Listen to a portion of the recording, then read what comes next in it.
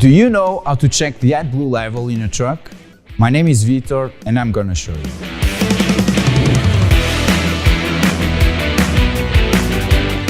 In the quest for lower emissions and improved efficiency, AdBlue has become a key player in the modern diesel engine.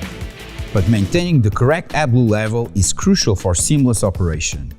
Today, we're diving into the electronic system that makes checking the AdBlue level in your truck a breeze.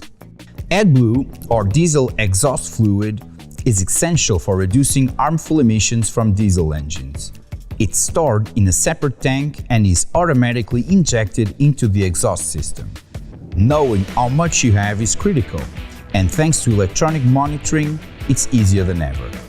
Start by turning on your truck's ignition. You don't need to start the engine fully. Switching to accessory mode is often enough to activate the dashboard display.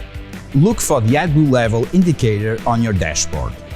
In most modern trucks, it's displayed prominently, but you might need to navigate through the vehicle's menu using steering wheel buttons or a touchscreen interface.